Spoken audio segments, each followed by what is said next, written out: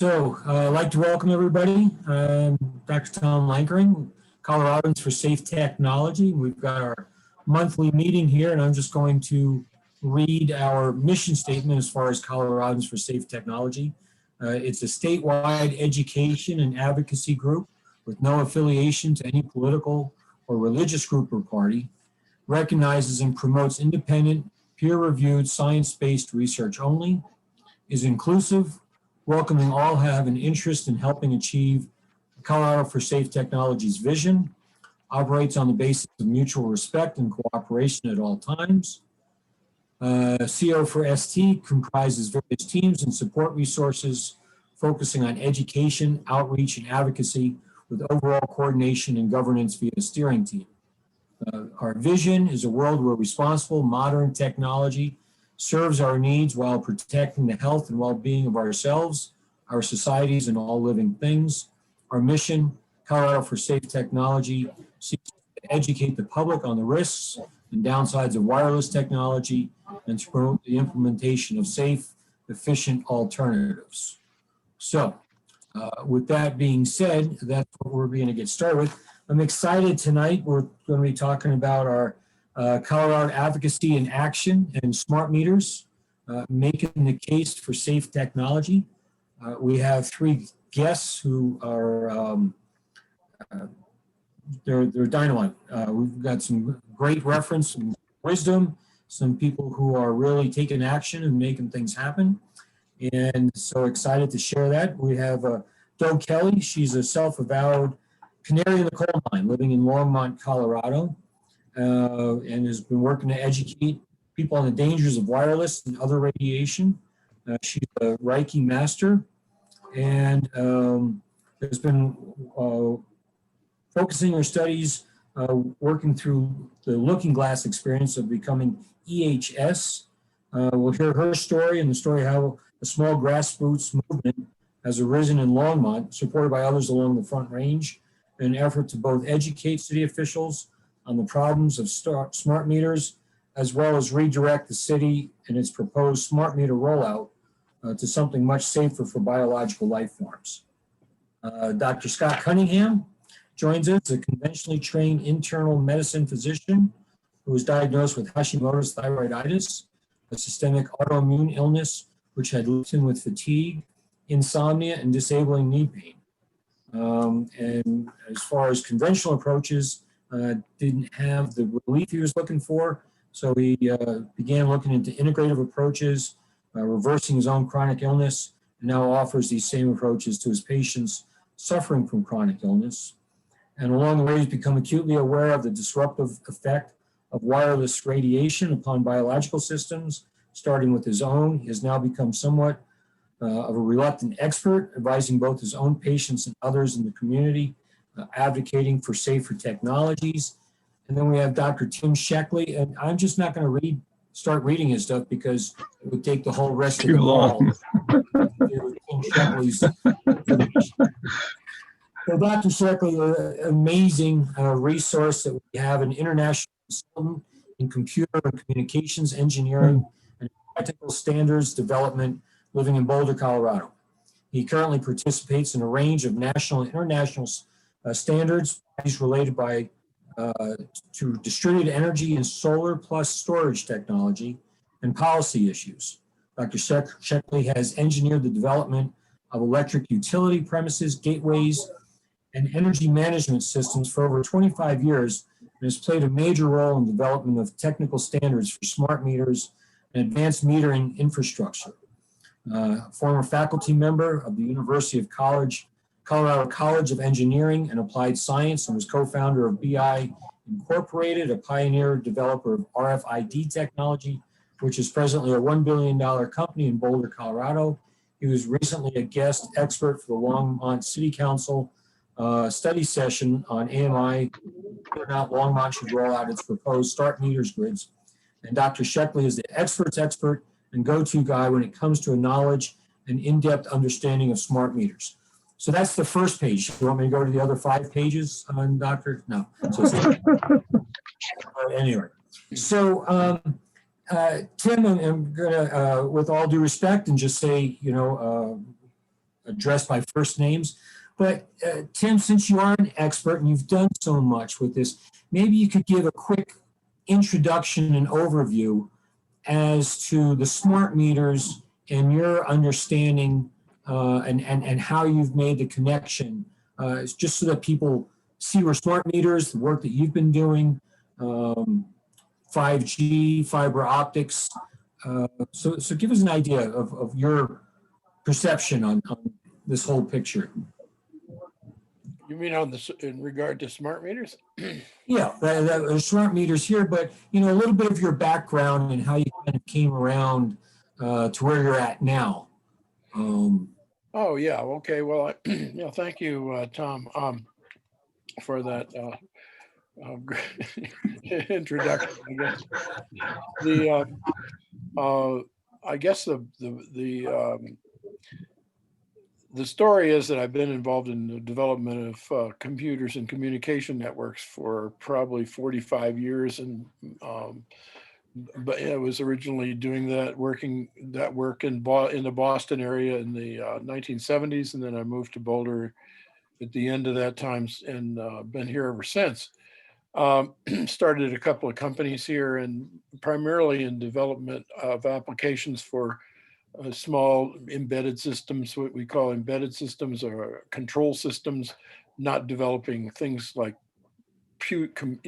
data processing systems for like personal computers or anything like that, but mostly just control systems for applications for microprocessors and small devices, consumer electronics devices. I got and these among these things, in the course of doing all that, I as I said, started a couple of companies and made a number of products, both wired and wireless devices, small devices, mainly for monitoring, environmental monitoring and things like that.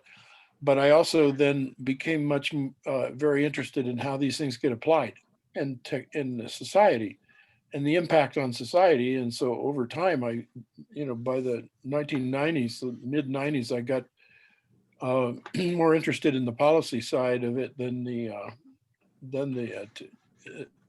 well, I'm still interested in the technology and still work on it, but I got very involved in the policy angles related to it. And I saw a lot of it going in directions we never intended. When inventors invent things, they have no idea what they're inventing. The inventions get socially constructed into something completely different. When Alexander Graham Bell invented the telephone, he didn't set out to invent a telephone. He was inventing a hearing aid. He never realized what would be done with that hearing aid. That's what his original intention. And likewise with a lot of this technology, the same thing happened with the smart meter. We developed the first prototypes of smart meters for energy management and control of energy systems inside of homes and buildings back in the 1990s and late 80s and early 90s.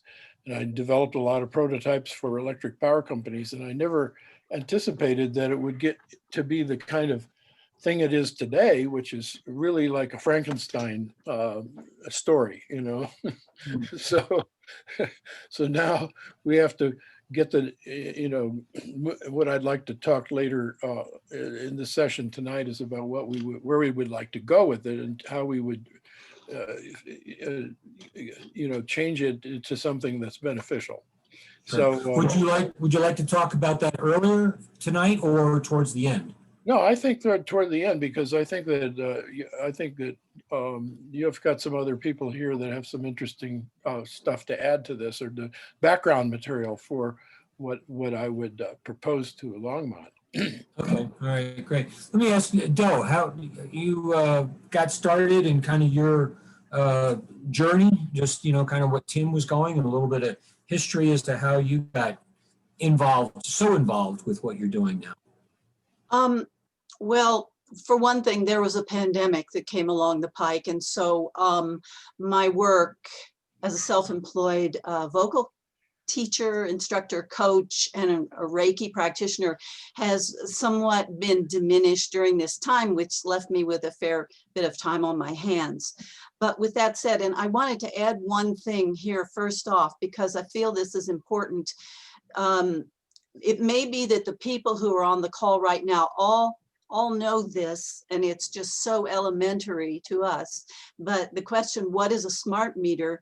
There may be people who see this in the future and they go, what are they talking about? I don't even know what a smart meter is.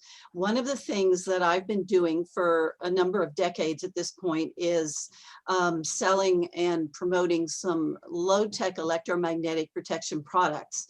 And you'd be surprised that when people call you up for, they want, and these are subtle energy products. My background is in subtle energies, as well as classical voice. I'm a trained singer. But you'd be surprised at the number of people when you're asking them, do you know if you have a smart meter? They say, what's a smart meter? And so for anybody out there who's listening, who doesn't know what a smart meter is, it's a utility meter that is attached on your house, just like an analog electricity meter or a water meter or natural gas meter, only it transmits by radio frequency waves, actually microwaves, to the utility. And that's something that I know we'll be talking more about as we go along here, because there's problems with that. And Tim is a complete and total expert in that. And Scott is very much an expert in the health ramifications of this. But in terms of myself, when you introduced me, Tom, and you said through the looking glass experience, and I referred to Alice in Wonderland. When she stepped through the looking glass, I had been talking to people for many years about these issues with cell phones. And then of course the wireless router came along, and then we had the smart meters and so on. And people would call us up because we have a website. And then in 2016, the Next Light in Longmont, Colorado was an internet service provider made possible by fiber optics, to the premises. And it's, as many of the people on this call know, it is kind of the state of the art of what's going on with fast internet, supposedly anyway.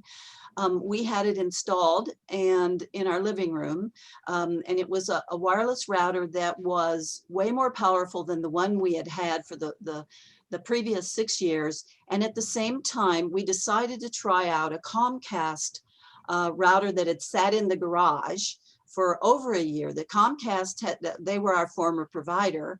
They had tried to foist this router on us for several years. And finally, I just said, okay, go ahead and send it, but we never used it. And so we decided to speed test one against the other and made the mistake of forgetting that they were both on at the same time. Well, by that evening, I was very ill. And so I stepped through the looking glass of the person who's on one end of the phone trying to help people who are seeking relief from something they may or may not understand, to the person herself who was having an experience of microwave poisoning. So that's a little bit of my background. And I became involved with a group in Boulder through the EMF Alliance. There was a smaller group. The EMF Alliance was a meetup group that was, whose net was spread wide so that many people could come in and find them online and come into some very informal gatherings, many times outdoors. And then a smaller group was organizing in Boulder, and I became involved in that actually around the same time as Ken. We came in, we're the class of what, 2019 or something like that. And this was mostly, this particular organization was really more about 5G and also repealing some bad legislation in Colorado that takes away local control over the siting of cell towers and small cells, which is what the 5G infrastructure is based on. And we started doing a few things, and then had an invitation to come to Longmont to speak to the city council by someone, a resident here that I knew a little bit through 5G, but also through singing. And she happens to be on the sustainability board. She wanted Scott to come and present for 9 minutes, only they wouldn't let him present. So we decided it could be subdivided. And so I got invited and Ken got invited. And the three of us spoke. Scott gave us the script and I went off script in the middle and I said something about having become electrosensitive when the next light was installed in our living room. And one of the city council members caught that reference. And I never would have known, I probably never would have watched the whole thing because the three of us left shortly afterwards. I never would have known unless Amber Hess had told me, which she did. She watched the whole thing and she said, you got to go watch and see what happened, because one of the city council members had questions. And it was like, this is the opening. This is the opening, because he was asking way after the fact, way after other presentations. He was asking people in the room who ought to have known, including the head of the Longmont Power and Communications company here, which is the next light, and the electricity and so forth. Nobody could give him a simple yes or no answer as to whether a wireless router in your living room was broadcasting microwaves. Thus began this little bit of a saga. And so I'll shut up here and you can direct us from here, because there's Scott over there. Yeah, so, all right, thank you, Joe, I appreciate that. Yeah, we'll touch on those as best as time will allow us. So Scott, interesting journey, is that what we call that you've been through with this? So give us a little background. Yeah, absolutely. Can you guys hear me okay? Loud and clear, you're fine. Maybe Okay, awesome. A little too loud. How about now? That's fine, yeah. That's fine, okay. Just raise your hand if it fades out.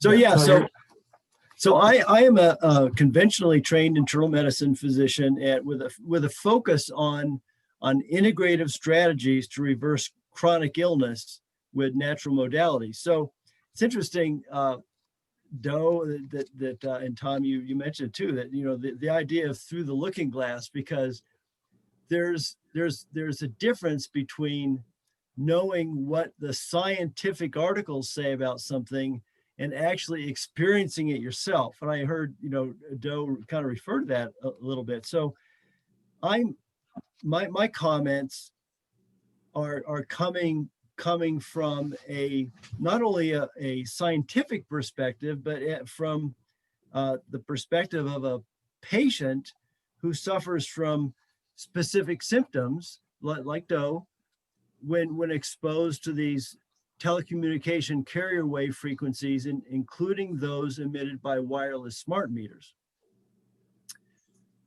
So my goal in the next couple of minutes is to give you kind of an insider's view from a scientifically informed perspective. And I don't want to be too long-winded, of course, but so my own symptoms generally involve a dull headache, often with drowsiness and debilitating fatigue and even joint pains, typically requiring a significant length of time, depending on the exposure, maybe even up to around 36 hours to recover from significant exposure to those sources of wireless radiation.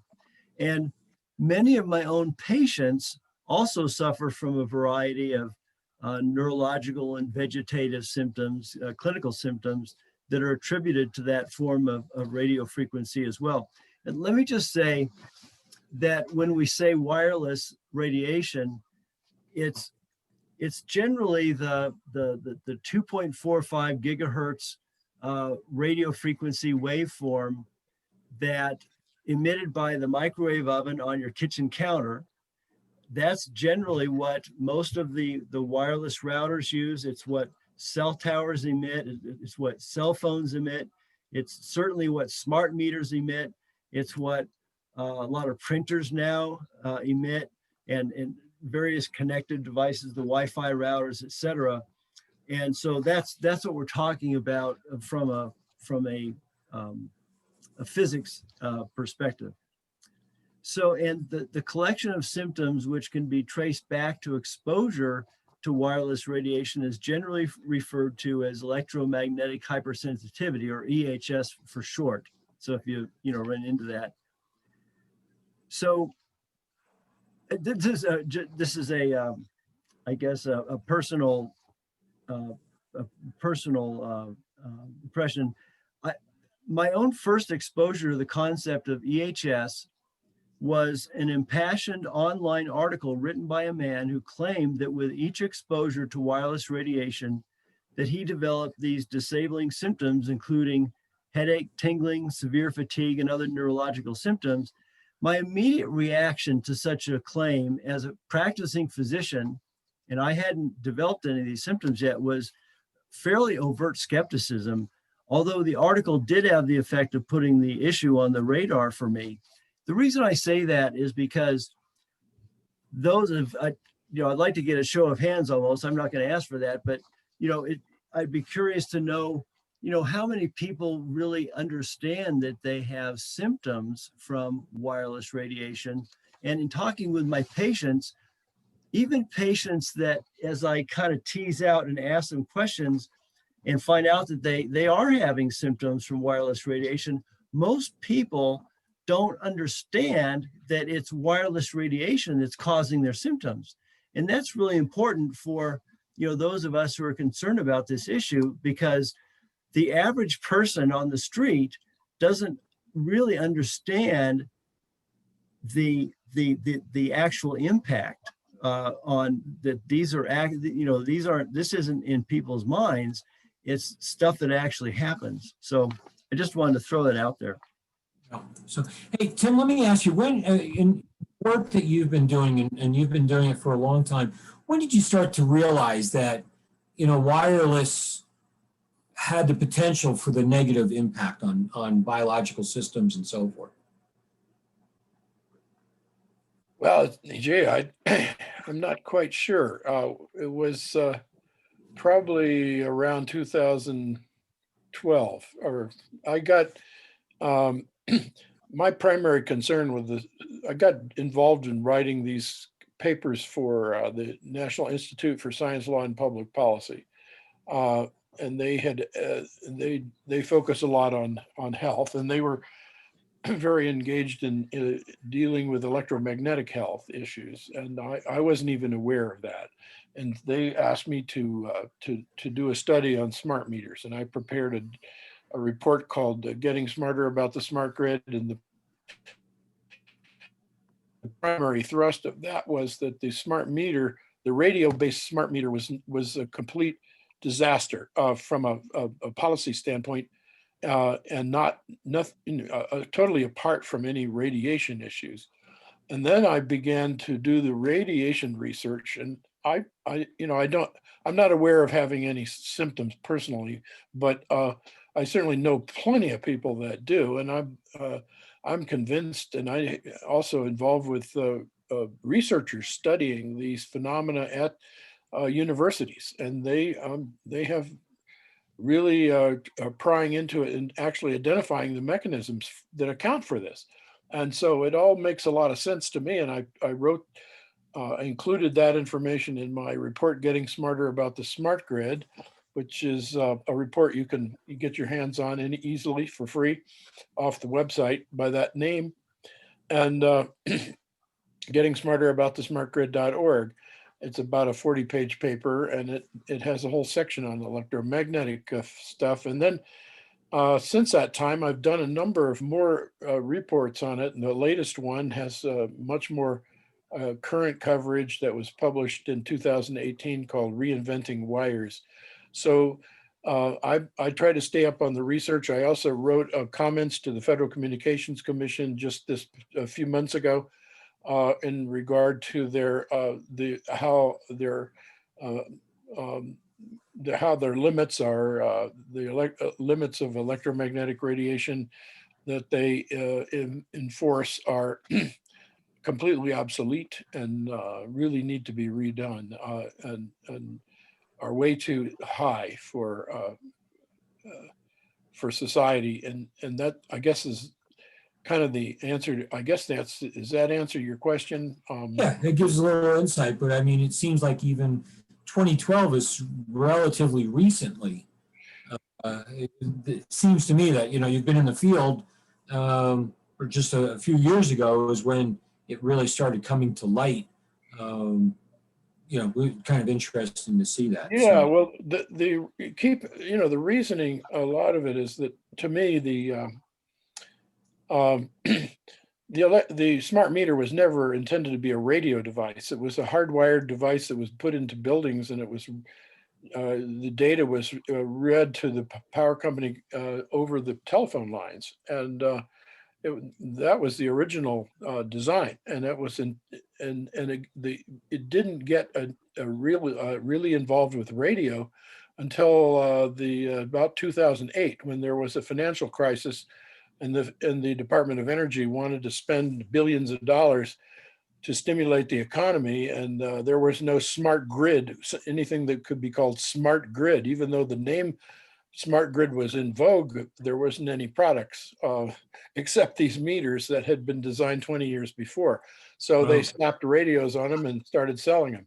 And that's how we got the modern today's smart meter. yeah, amazing. Scott, let me ask you, as far as in the health field is concerned, what's your take as far as awareness about electromagnetic sensitivity? Is the rest of the field acknowledging that, or is that still kind of something you have to convince people about?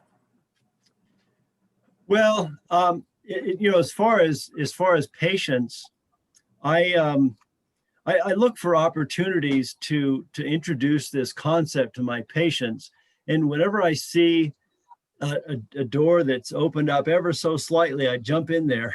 I stick my foot in the door, and try to have the conversation with them. And I have this, I do a little demonstration with my little smart, my not smart meter, but my little microwave meter, and explain to them what this is. And usually people don't know about it until I tell them. Now, I don't know if you're asking me about other, my colleagues in practice. I suspect that other doctors don't really have any idea of really what's going on from a clinical standpoint with microwaves. I haven't. Most of my closer friends that are professional know about this stuff, but as far as the average person, I don't think. Well, I'll tell you this: when I go to a medical office, there's always, I measure it with my wireless meter. There's always lots of microwaves. There's usually 400 to 600 microwatts per square meter, just like any other office in whatever medical office I've ever been to. So that tells me that probably they don't have any idea. Yeah, that's interesting. So, May I add something to that? sure, Doug.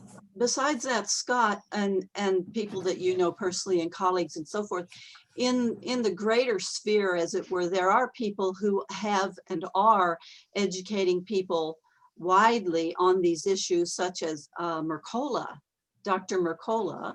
I believe he's a doctor of osteopathic to begin with.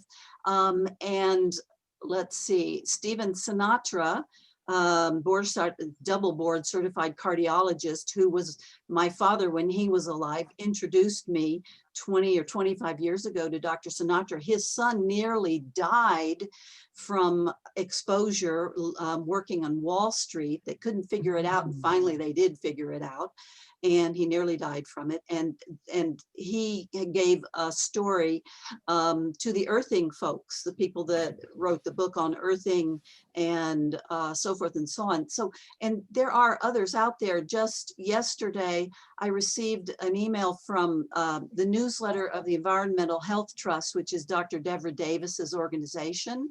And they're very, very active on all of these issues around wireless radiation. And there is an EMF medical conference online, I presume, coming up in January of this year. And it is for medical people and continuing education credits, as well as lay people who are interested. So it is gradually seeping into the awareness of the general population. But as Scott said, you know, the average person on the street carrying around their cell phone in their pants pocket, and the guys, you know, don't know that they're killing their sperm, for example.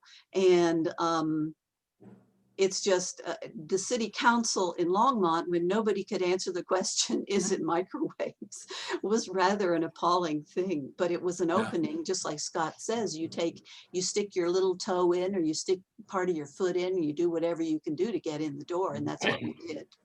Right, right. So yeah, I mean, I've been, one of my teachers I work with, I mean, probably for 20, 25 years, he has spoken about EMFs being one of the major stressors on our system.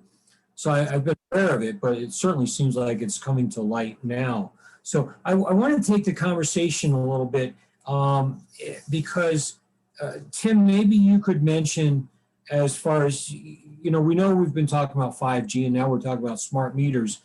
One of your alternatives for people that we talk about, because what we want to work with in this conversation is, you know, Doe, you took it to the Longmont City Council.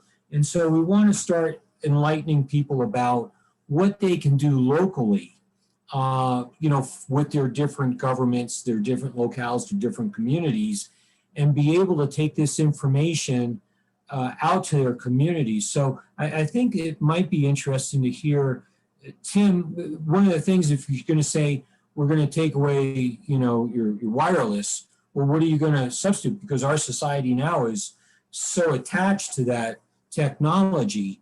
What's an alternative for people? Well, that's a really good question, and that's why I wrote Reinventing Wires. It's about 100 pages, 100-page report that we did a couple of years ago.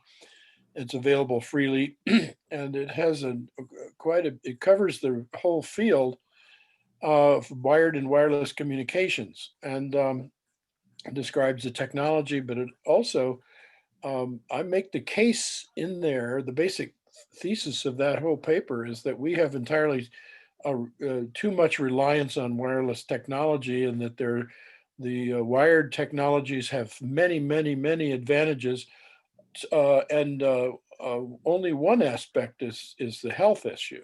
That's you know, I devote probably 7 or 8 pages in that report to the details and cite a lot of references on it. But the main thrust that I usually take in these kind of discussions is there are plenty of reasons having nothing to do with health. I mean, that's positioned by for political reasons. It's been positioned as a fringe issue. The tinfoil hat people, you know, that this kind of an idea that this is just some kind of a fringe element. But there's plenty of science, but you will always run into this barrier if you try to make those arguments about the medical. You'll get derailed. And so what I do, at least I would find myself derailed in those arguments away from the other arguments that I think are even stronger, and that has to do with our dependence on the political economy of wires and wireless, and how the wireless industry has used this has distorted and taken away people's rights and deprived them of a better technology, superior access to communication services, but for their own profit.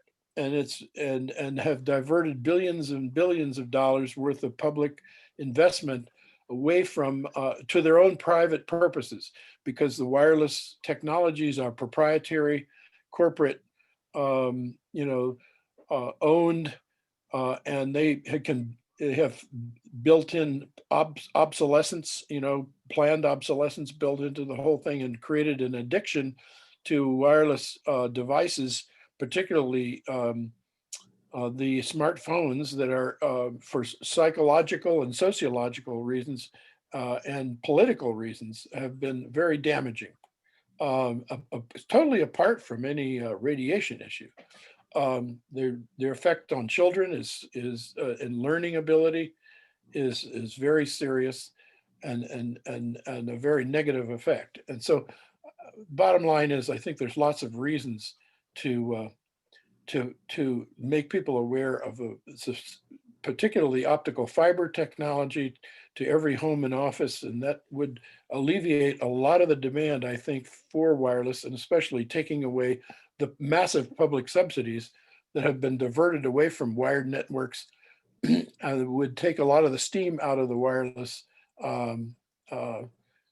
engine, and that's part of the strategy that I'm trying to pursue.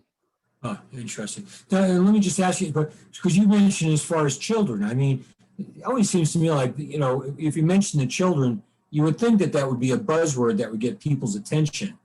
What have you found with that? Or council groups? Yeah, there's a lot of literature. There's whole books on it now, and the Wall Street Journal and the New York Times, they've all run stories, big stories, on the negative effects of social media and particularly cellular phones on children, on learning ability, and particularly young girls, and the effect it has on their social adaptation and learning at early ages, and teenagers, both male and female, but particularly women, apparently. It's a very negative effect on and may account for in some ways to the high suicide rate among children. Yeah, there's a lot of stress going on for kids these days, and certainly the technology is pretty amazing. Scott, my understanding, you've presented a few times to different councils, to different organizations. What's been the focus of the presentations you've made? Well, let me think.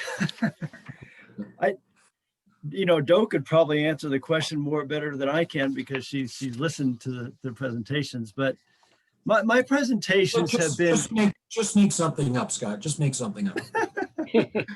just like in medical school. I remember those days. Right. Just kidding about that. Partially kidding. Yeah, right. So, well, my talks have always been very action oriented. And so when I've probably addressed the Longmont City Council, I think 3 times, maybe 4, but definitely 3. And of course, since I'm a physician, I concentrate on, and the issue in Longmont that we're really trying to direct is, what are we going to do with this smart meter issue that, Tim has very well brought out, that it's kind of a Trojan horse sort of thing. So I've focused on the health aspects of smart meters, since that's my wheelhouse. And I've focused on why it's not a good idea to use sometimes I've pointed out that it's an inferior technology. I learned that from Tim, actually.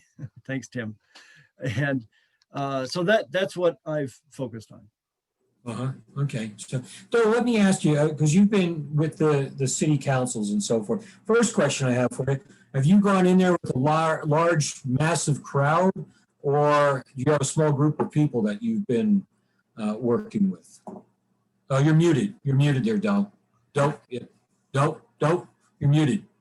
Now, okay. Can you hear me? Okay. First of all, since it's been in a pandemic, all of the city council meetings since February or thereabouts have been online. They've been Zoom meetings. And actually, in anybody who has called in, which several of the people on this call have either called in or have contributed in writing to both the Longmont City Council as well as the Sustainability Advisory Board, whose purpose is actually to advise City Council on all things sustainable. Now, I just want to add something here about Longmont. In 2019, Longmont created a climate emergency resolution that basically was adopted by City Council and put them on a track for 100% electrification by the year 2030. And also a little earlier than that, I think when President Trump pulled out of the Paris Agreement, Longmont's mayor got into whatever this agreement was with the Paris Accords for mayors of various cities. And so we as a city are still sort of in there with this particular ideation, as it were, or agenda. Now, with the Longmont City Council, we're limited to Zoom calls. So we, Virginia Farver, like in 2014 or 2013, had 30 people show up in Fort Collins in person and just one after the other talking about smart meters, because she was forced to have a smart meter by a police officer on her house, in case you don't know the story, but it's fascinating. Somebody has said something to me about what is your strategy with all of this. And my strategy with Longmont has been simply, first of all, like Scott, I'm a reluctant activist. However, this is a body of knowledge that I've been looking into for a lot of years. And so because I am also a metaphysically spiritual person who believes in the force and the universe and the great cosmos and God and all of those things, however you call it, and higher power, I follow my nose. And when, just like Scott, when there's an opening, I go, is that an opening? And I follow it. And with our city council, what that might mean is you're in a meeting and perhaps they're discussing the smart meters or whatever. And you notice that one particular city council member is maybe more taken up with the issue of fires. And so next time you get your information together, when you're going to do your 3 minutes of commentary and you talk about fires. Now with Scott, he's great because he's a medical person. He's got a medical degree. I have a degree in music. So, and a Reiki master certificate or whatever. So they don't even know what that is, but they do know what a medical doctor is. And they certainly know what Tim Shekely's credentials are. And so then Scott is really helpful when there's somebody like one of the people who was on the expert panel with Tim. Tim was probably the real expert there, but this guy came in and said they basically, they sort of gave up on the science around 2012 or 2013. They didn't figure they'd go much further with the science around health harms from EMR. And of course, that's totally false, because in 2013, Martin Paul published a lot of work about voltage-gated calcium channels and how these low-level radiation fields are affecting the human body. So it's sort of following an intuition, seeing who is sensitive to what. Now, what can you use to respond to that, and who would be the best person to respond to it? And there's only been a small handful or cadre of people that have showed up to do this, but they're small but mighty. And in the doing of it, we managed to actually have a study session on smart meters and, and put our foots down and say, we're not gonna settle for you just rolling this out. You got to talk about this, and you got to keep talking about it. And you got to deeply consider all of these issues that these intelligent people who are calling in about it, are bringing to your attention. They still may end up rolling out the smart meters, but we're sitting here and hoping that they've been influenced enough by what we've done and what Tim was able to say to them in the study session that they redirected in another direction. Did I answer your question? No, but that's good. So anyway, no, just kidding. I thought you started going to the spiritual realm. I thought we were going to end up with a National Geographic series, like 10 shows or something like that. But like what? Feng Shui? yes. Absolutely, Feng Shui. So Tim, let me ask you though, with Longmont, and as far as smart meters, you mentioned as far as energy, renewable energy is a big topic these days. Are the 5G or the smart meters, are they really going to accomplish what they want to be doing? Do they say renewable energy and do smart meters, one step forward, two steps back type of thing, or how? Well, I think this is the conundrum, and Tim Sheckley is really the one to answer that question because he's the tech person amongst our midst, but it's a kind of greenwashing, wouldn't you say, Tim? Yeah, that's exactly what it is. The smart meter has somehow become a cultural myth, propelled by the utility industry and the vendors to the utility industry. And they make a huge. What is the myth? Can I ask you before you go any further? What is the myth? The myth is that they somehow are useful for managing energy, electricity. They think that because it's sort of a common sense notion that they're proposing, which is that, oh, if you put this smart, the word smart has this magic quality. You stick this smart meter on your house, that means the electric company somehow can control energy in your house, or somehow get information from your house that helps them manage energy in real time in their grid. And then and this kind of a belief that has emerged here, but in fact it's completely false. The meter does absolutely nothing except is useful for billing client, billing you every month and measuring the amount of electricity that you're using. It can measure that electricity in very fine detail on a minute by minute basis and create an incredible profile of your activities in your house. It's an enormous invasion of privacy, but it doesn't do any good as far as managing electricity.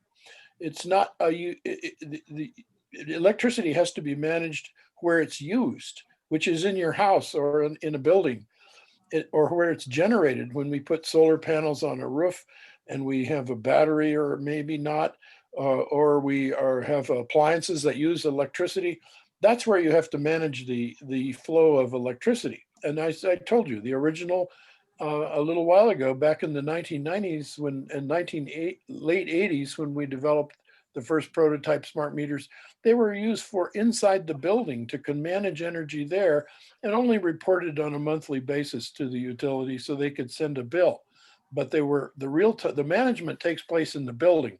It doesn't take place at the power company. And this is the myth. Somehow people think, well, the power company has got some magic computer up in the sky that will reach in and turn on your thermostat and or read your thermostat and turn off your toaster. I don't know.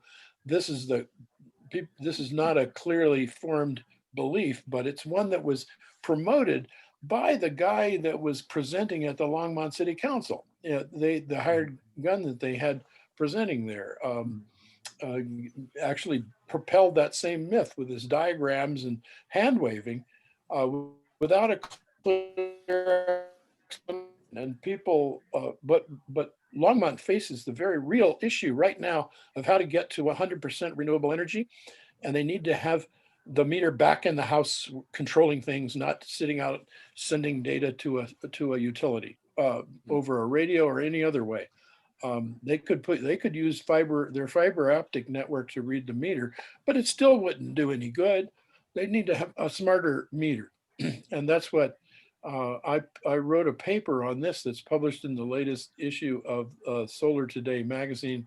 And it talks about EMMA, which is an acronym for Electricity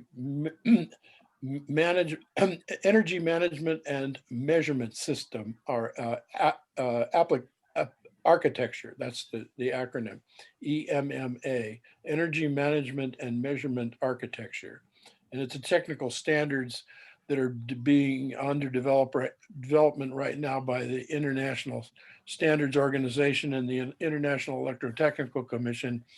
And I'm working on those standards, and we're building prototypes of these. And this will be the successor to the smart meter of today.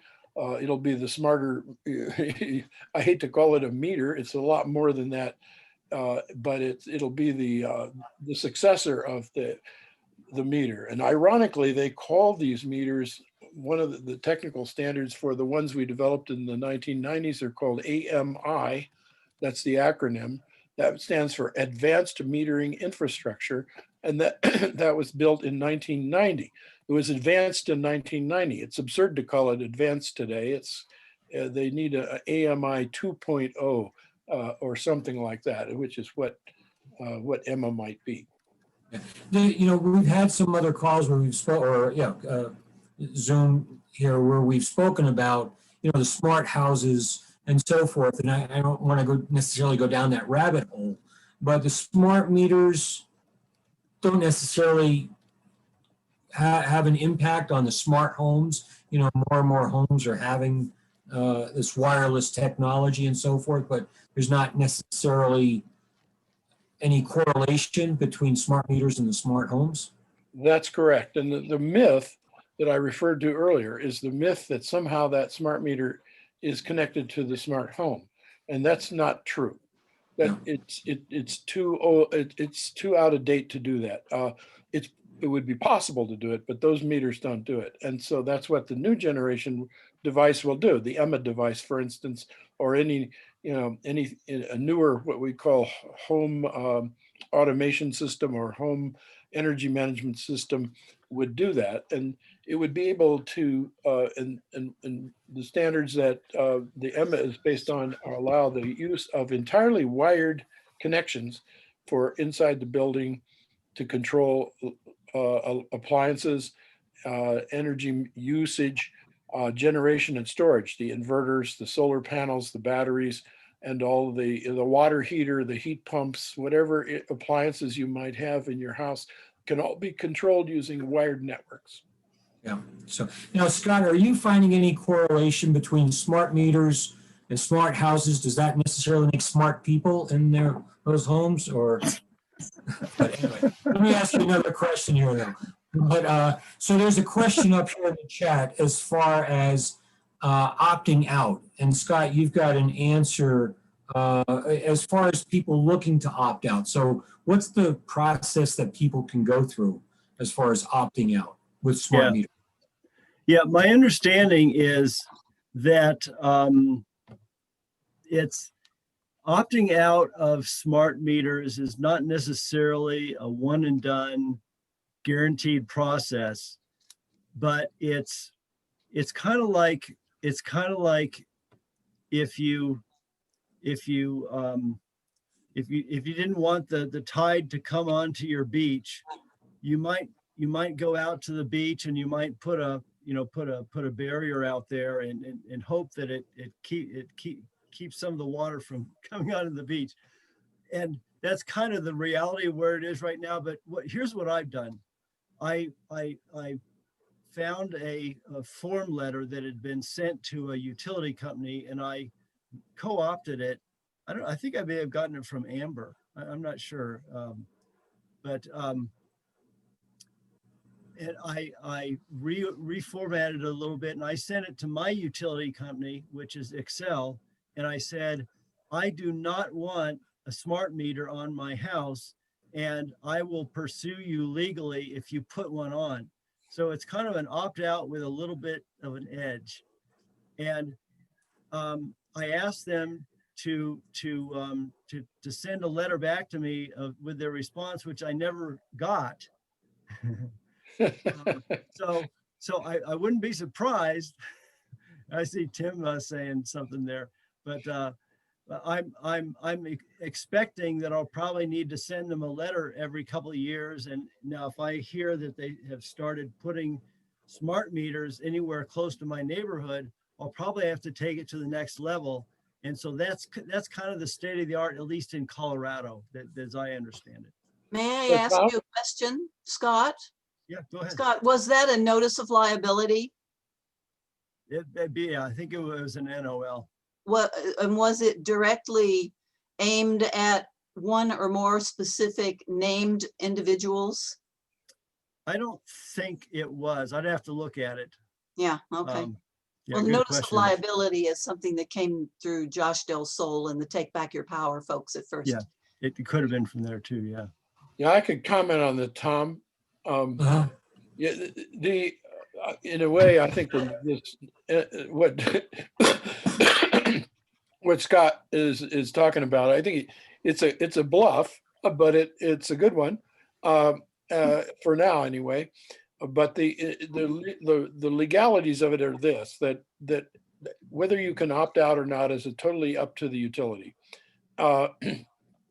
And there are three kinds of utilities in the state. There are municipal utilities like Longmont or Fort Collins, where the city owns the utility, and they control all the policy issues and opt-outs or whatever the policy is, they set it. There's the rural electric associations, the same thing is true of them. And then there's the investor-owned utilities like XL Energy or Black Hills. And those, their policies are determined by the Public Utilities Commission. And the Public Utilities Commission would have to establish an opt-out policy there. So it's either your local government through your municipal utility, or the REA, if you're a member of it, you have some voting rights, and you have people you could appeal to there to set an opt-out policy. Or in the case of the big guys, it's the Public Utilities Commission, and that's pretty hopeless. Getting anything done there. So I think that's the story. I was hoping you'd have a more encouraging comment than that, Tim, but anyway. So. Can I add something to that? No. I want to add something. No, I can't. Go ahead, Doe. Sorry, I'll mute myself. Go ahead, Doe. Yeah. Okay. Just the other day, let's see, in the last week or so, I think Nancy Vandover, who's a wonderful networker of information and is on this call, sent over an article from the Philadelphia Inquirer, I believe it was, about a lawsuit that, although it's not the full Supreme Court of Pennsylvania yet, it basically establishes that people have the right to opt out in Pennsylvania. And I believe that their PUC was part of that suit, and maybe there was PICO, and I'm not sure exactly if that's a municipal utility or what, but it's at the moment, and I didn't read anything about where they go from there, which is my question about it, but everybody was shouting, hallelujah, this is big news, including the Environmental Health Trust, Dr. Davis's organization. So, you know, if it sets precedent, at least if they have it in Pennsylvania and as a possibility for setting precedents in other parts of the country, then there is some hope. And Nancy Vandover put a comment in the chat a little bit ago, and she basically said that it just ought to be routine that people with acknowledged disabilities ought to be able to immediately opt out of having any kind of smart meter or microwave emanating devices attached to their houses and so forth. And I totally agree with that. And not to mention all of the problems with going into a public building, such as a library, and being electrosensitive. And if, depending upon how bad your EHS or ES is, how long can you take it for? Anyway, so yeah, you did address Nancy's comment, so I'm glad you did that, because I wanted to bring that up there. So, you know, Doe, one other comment or question I have for you is, okay, so you had mentioned, right, coach or Reiki master and so forth, but notice that you were hypersensitive. How would someone, maybe in your shoes type of, you know, in another community, how would you recommend or suggest to them to start getting involved with the kind of action that you did as far as with the Longmont City Council? You know, where do people start to start taking action in that? well, it seems to me that in most places people live, there is some sort of authority board, whether it's a city council or an HOA or whatever.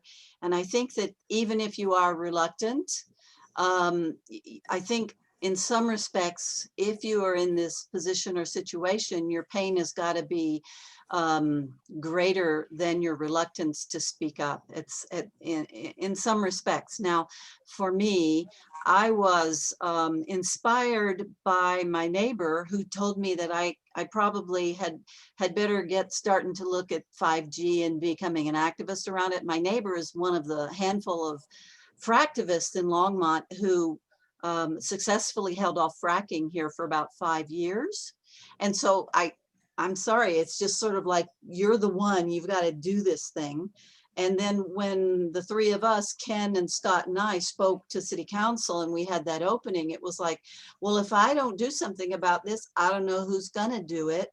And so, you know, it really is a question of, well, for me also, it was that, this was about 5G, by the way, what the three of us were talking about. It was microwave radiation, but we were saying we don't want 5G to come here. And we know that that's a slightly different discussion. But what happened for me was at the beginning of January, I received the Longmont newsletter, Longmont Power and Communication Company newsletter, because we are a customer of theirs and they are the next light and power supplier, that said, Longmont is going to be rolling out AMI smart meters, and we're going to be studying it here in the near future. And it was like, oh, wait a minute. You know, I didn't think that that was going to happen, because I keep checking in on it to find out. But yeah, so they made the announcement. And then we went and spoke about 5G and found that there was gross uneducated population, except for one council member who actually worked in the field of smart meters, interestingly. And it was a question of continuing to follow my nose. And when I look back on it right now, I realize that from comments that Scott has made and my commentaries, and Marty Pfeffer showed up, and Nancy has sent information into the council, and then Virginia Farver and Fort Collins. We've had numbers of people who've come once or on repeated occasions. We could probably fill a little book or a little archive of our comments, and they're intelligent, and some of them are very referenced. And I've begun personally, when I'm doing my comments, if I'm talking about this article, for example, of the situation in Pennsylvania, because I want them to know that there's legal grounds and things going on. So does Longmont want to pursue this path into a boondoggle like some other states like Pennsylvania? I say, I'll send you the link, or I send it to them ahead of time. And so, and then you ask people like Scott, can you debunk this guy who came and was on the expert panel and didn't know what he was talking about in terms of health effects? And so Scott got on there and gave them 4 current or relatively recent studies on what's going on in the science world of EMR, electromagnetic radiation, and its effects on biological life forms. And he sent them all of the references, because one of the council members also was saying, I'd really like to see those things, but I happened to be paying attention in that moment, and Scott was gone from the call. And I said, you know, oh, Scott, here's another opening. And so he did that. And so if they are doing their jobs, then they ought to be looking into this. And I know that they're overloaded with an awful lot of responsibility. But I think that you could just simply start getting educated yourself, make a list of the different aspects of what it is that you think you want to talk about or complain about. One could be health issues, another is privacy, another security, another is fire hazards, and then start reading about it and gathering resources that you can then use to write your comments. Yeah, I know it was interesting because with the Aspen City Council that I went and presented to when they were talking about their small cell towers and the ordinance that they were passing, they passed it, but with reluctance. And everybody on the city council was pretty angry. You know, they were pretty frustrated.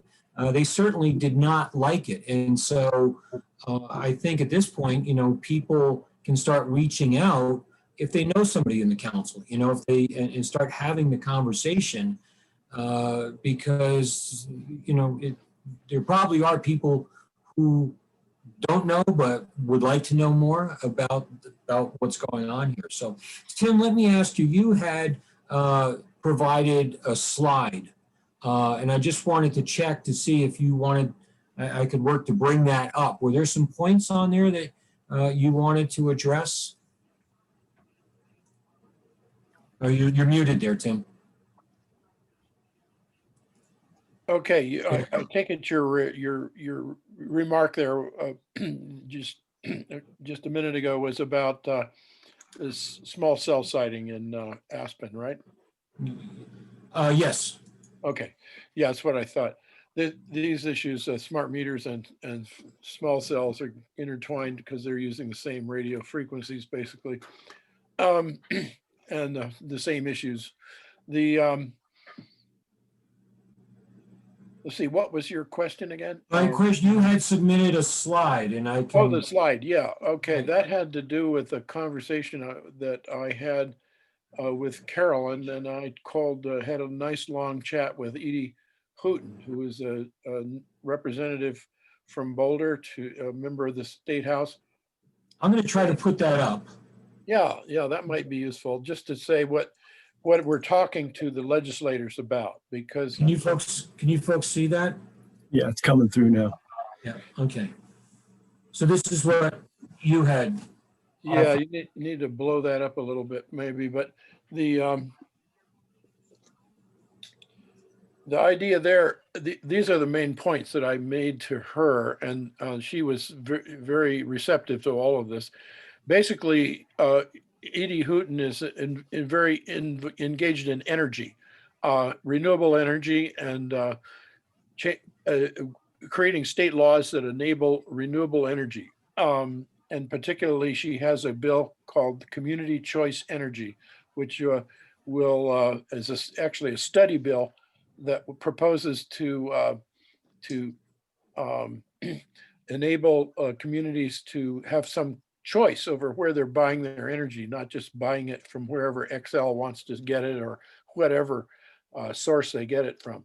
Um, and my point was that energy and fiber are intimately related to each other. If we with the idea of microgrids in the future of our electric grid, we are breaking the grid into little subgrids that will bring us resilience and allow us to develop the renewable energy on a localized basis. In other words, rather than buying energy from outside the community, we can generate a great deal of that energy from within our own communities.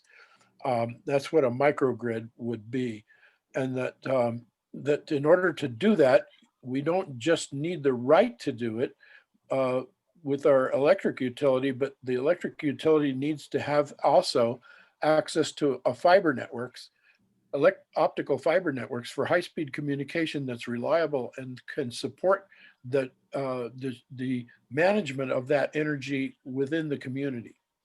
It's in other words, a big asset.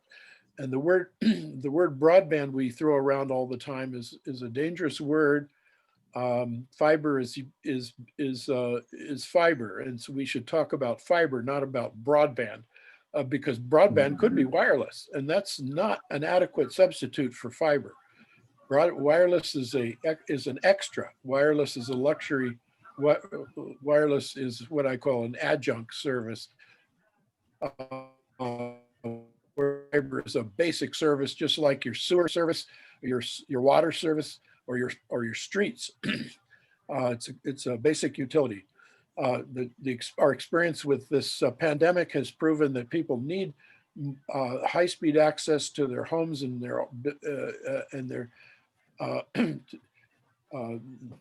and they need it for education and for working and for everything else.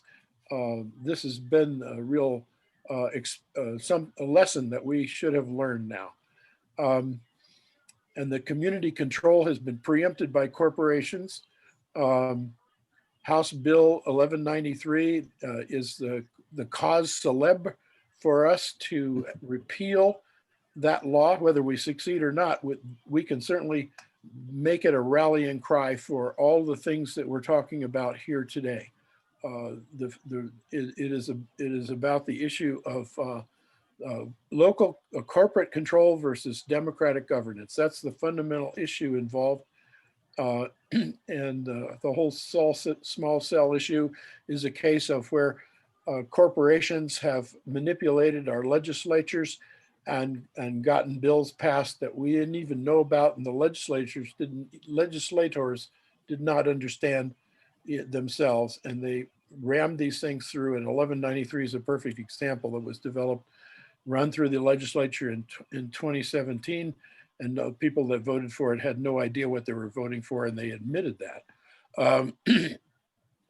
So it's both energy and communications; those are tied together, and I guess that's my main point. And the last, I mentioned the irregulators case, which you may or may not. That's a whole story that we could spend a whole evening on, and it's basically the idea that fiber has been diverted. The money we've paid for the fiber, but it didn't get installed.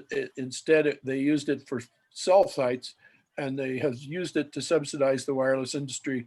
And if you really do the math, you figure out that the wireless industry would not be anywhere near profitable. It wouldn't be profitable as it is today if they had to pay for the fiber that they got instead of taking it from our homes and or depriving us of having it. And that 5G wouldn't be economically feasible if it weren't for that subsidy.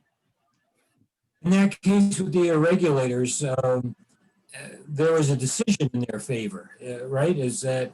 Yeah, they've made some progress. They got a favor. They got they got the FCC or they got freed from the constraints of the Federal Communications Commission and the right to pursue it on a state-by-state basis. And then they've made some subsequent progress this year in New York and in Pennsylvania, and I think in the state of Washington, and different other. Yeah, they're trying different initiatives in different places, but it takes a lot of money to pursue these cases, and we'd like to pursue this in Colorado, because if we could get a success in Colorado, we could get we could have the entire state wired for all the money that we've already paid in. Well, up here in Aspen, a lot of them do seem wired, but anyway, that's a whole nother story. A lot of what? Okay. What did you say? I said up in Aspen, a lot of the people already seem wired, but well, yeah, they can afford it. The state is a lot of rural communities have no access at all. Yeah, which is interesting. So, okay, let's see if that takes us out of there. So, I'm just looking over in the chat to see if there are any other questions. And I don't see any others since Nancy's. So we're kind of winding down here. So maybe just your final thoughts or comments that you might like to share. Scott, anything we haven't addressed that you still are interested in letting people know about? Well, I just want to, I guess, piggyback on what Doe was saying about, how do you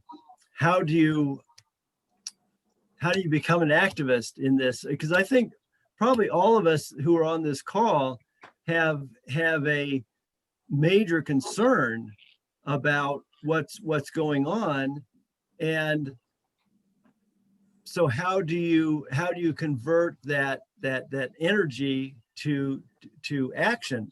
And so I think a lot of it has to go back to I guess you could look at it two ways. One is just start somewhere, start anywhere. There's so many different things that you could do. But the other way to look at it is what are you really passionate about? And so, like, for example, in this little Longmont group that we've kind of focused on tonight, Doe is like the Energizer Bunny. And she is, she's very humble about her, her qualifications and stuff, but she is such an amazing organizer and brings such energy. And these emails that she sends out like pretty much every Tuesday for the last month and a half or so are just, you can just kind of surf off that energy. You just find yourself getting sucked in. That's how, but I'm interested in this too. I need that energy. So, and with Tim, Tim's the guy that he really knows what he's doing. So, I'll call Tim I have his number now, so I call him, and he's really nice. He's always, oh, Scott, great to hear from you, and everything. I try not to monopolize his time, but so every one of us is needed, and every one of us has a specific role to, like Tom's a great moderator, and he's, doing great things up in Aspen, and Ken's our corporate guy. He knows how to run a corporation, and I could go on and on, but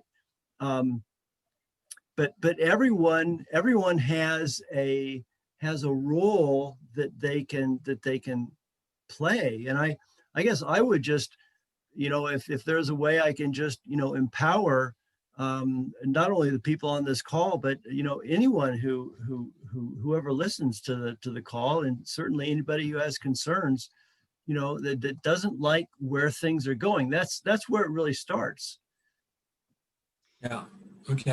I'd like to add just a little more to this topic, in the sense of that you can have a good time.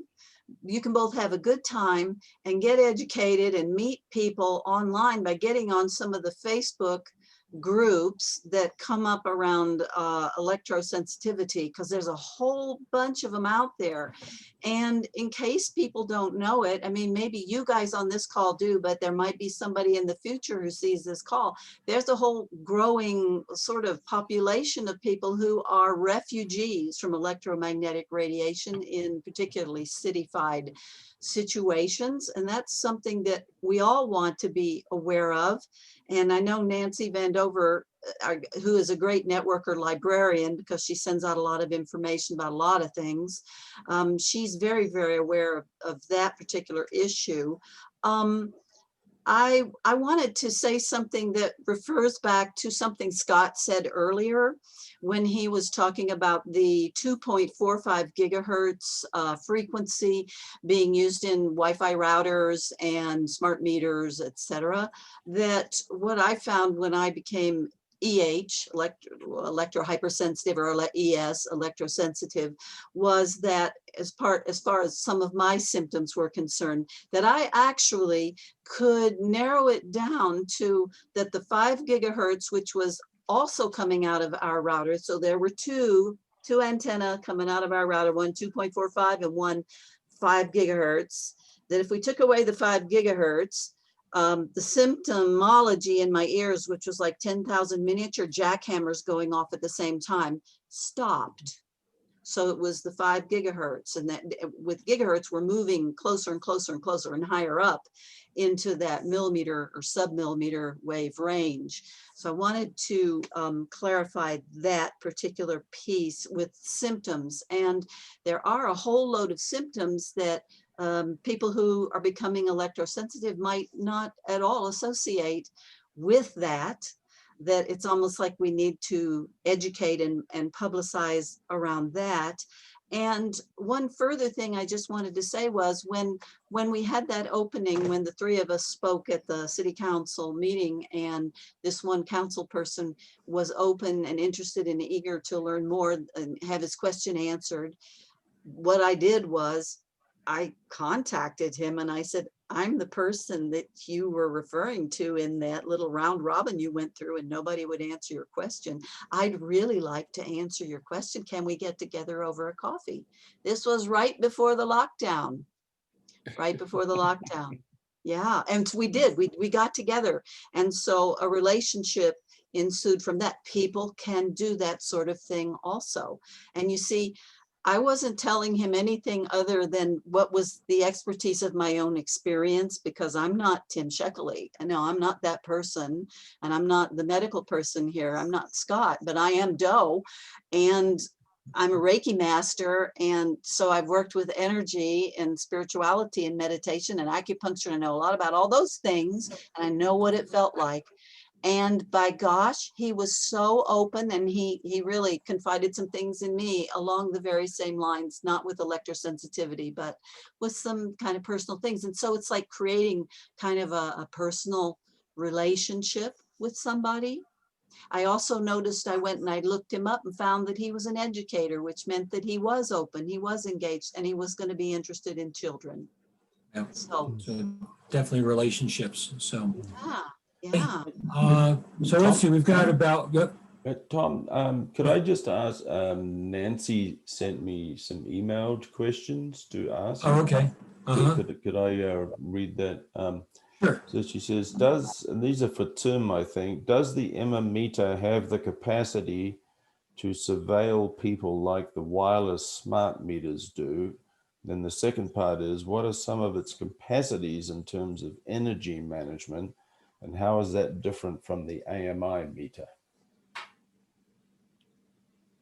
I'll try to answer that real quickly. Yeah, the way the Emma is put together is entirely different. It's under the complete and total control of the person that owns it. In other words, the house, not the utility. It puts all of that. It has all the data capability of a meter, but it's not going to send that data to anybody unless it's under the control of the user. And this is a principle that's applied in Germany and the Netherlands too with smart meters. They do not allow utilities to connect those things directly. In terms of what it does in the house, it can manage. What it does is it manages the use, generation, and storage of electricity on the premises.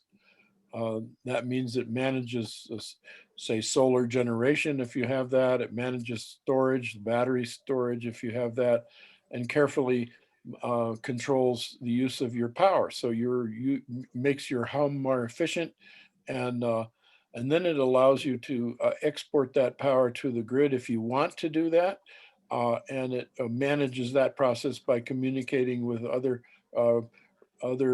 members of your community, other homes, and other similar systems installed in other homes, so that they can trade power locally within your community, if that's what you want to do. And that again is under the complete control of the user.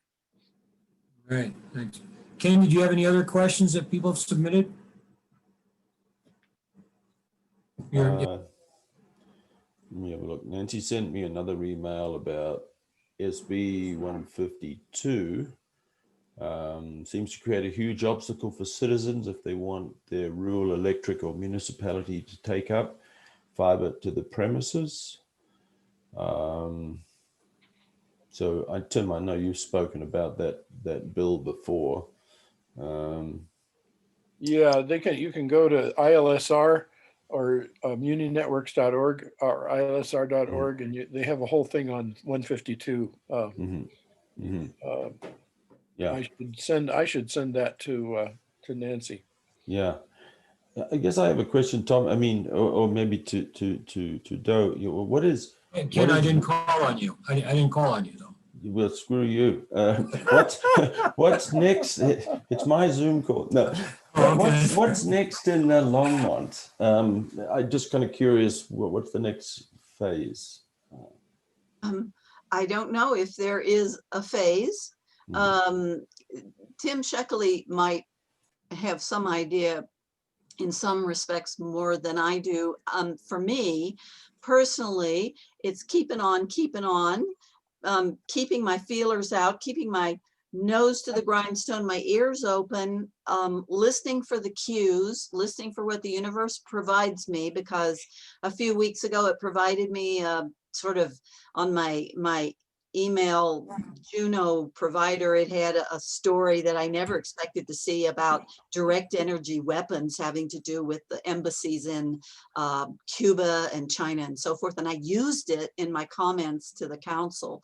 And so it's like, just, you put your feelers out there and then you ask the universe to bring things to you.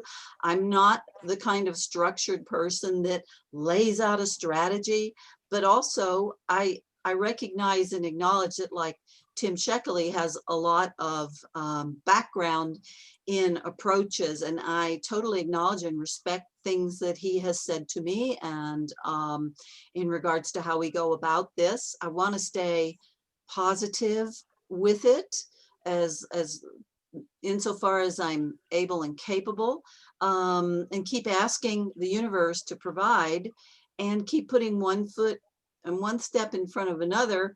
And then where the leads come, jump on them, grab people, ask, would you like to be involved? Can you speak to city? You know, the more voices collectively that show up, they begin to listen, because when 6 of us showed up on a sustainability board meeting one day, and at least 4 of us were live and 2 were not, it's like they took note. And I made sure by sending an email to at least one council person to listen to that meeting, because a bunch of people showed up. So it's not, I don't know exactly what's next. And I do know that they haven't decided yet.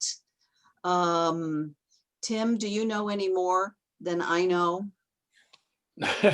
Not yet, not now, right now anyway. I wanted to thank Doe for helping me keep on track with what's happening, and she's been very adept at organizing and then keeping our priorities straight, and keeping keeping everybody informed about what's happening there. And I think the good thing about Longmont is that the people of Longmont are committed to this idea of renewable energy, and take this climate issue very seriously, and are committed to it, and including all the members of the city council and their sustainability board and everything. And I think that bodes well. And my strategy is, in dealing with both the smart meter issue and the 5G issue, is to get the get the right technologies on track in Longmont. And I think there's an opportunity to do that. Will emerge over the next few months and the next year or so. They have a number of projects. It was written up in the Boulder paper just a couple of days ago. This solar project that they're starting, and they also have an electrification demonstration project that there's been funded for the city of Longmont. And as these are opportunities to test out the right technologies that I'm suggesting, at least on a test basis, there's an opportunity there. And I think that we have the support of at least 2 of the city council members right at this point, maybe more as we go forward, but at least 2 might be helpful in getting this going. So I think the prospects are to keep up the pressure, as Doe was suggesting. Just keep at it, and keep them on the radar. Keep them reminding them that we don't want to sit still for this smart meter thing, and it's not the right solution, and it's a total waste of $16 million that could be better spent. Right. And so that's just finding the weak points. That's one of them right there. I mean, it's a strong point from our perspective. It's a weak point for the people who want to roll it out. And it's a vulnerability. You know, if you can get into that little crack, you know, and plant a seed of doubt. And we have so many seeds of doubt that we're trying to plant. But also, I wanted to say, just like Scott was saying, you don't have to think that you have to spend your time putting together comments to deliver to city council on their Tuesday night meetings. You can write your council people an email, a letter, and send them a link and say, I'm not in favor of this rolling out the AMI and the smart meters, and this is why, and give them your reasons. And you can send them links. There's tons of information out there. So you can find whatever it is that exists within the parameters of your own life to be active in some way, to contribute. You don't have to be the big heavy hitters, whoever that happens to be, like Tim Sheckley. You know, but if you happen to know somebody who's a heavy hitter and maybe you want to introduce them to your council or your council person, what a great idea. If you have the same thing going on, or if you have something going on about 5G or whatever. So it's not a laid out strategy, but it's sort of like following common sense. You know, what makes sense, and keeping your ears and eyes open, your nose to the grindstone. If I see something that Tim Sheckley needs to know, on one of these meetings that maybe I'm watching it at midnight, you know, it's a repeat because they record them. Then I call Tim the next day and say, hey, this is what's going on. And, you know, what about this? And the universe just keeps chugging along, sort of giving us prompts and helping us. Right. I also want to mention too, you know, the website, you know, CO for Safe Tech has some great resources. So for people who are looking for ideas, I think, Ken, aren't there letters to the editor, or templates and so forth. So it's about educating and creating relationships with other people in the community as well as your local governments, right? And chatting it up. I mean, if people ask what's going on, you've got something to talk about. So I know Nancy has a question, but I think we're out of our time. Right, Ken? I think we're going to finish up at 9. So we're at our time there. So I appreciate Doe Kelly, Dr. Scott Cunningham, Dr. Tim Sheckley for your time, certainly for your input and all that you're doing to help with the cause. And even like on the website, I always like this quote: "Never doubt that a small group of thoughtful, committed citizens can change the world. Indeed, it's the only thing that ever has." So, and with that, I think 5% of the population participated in the American Revolution. So far, we still have it hanging on, but we'll see. So anyway, I want to thank for you contributors there and everybody else who was on the call, and for those of you who are going to be listening to the recording. And so this is Coloradans for Safe Tech. So thank you very much. Have great holidays, great Thanksgiving, and thankful for all you folks. Take care. Have a good night. All right. Thanks a lot, guys. Thanks, Tom. Bye-bye.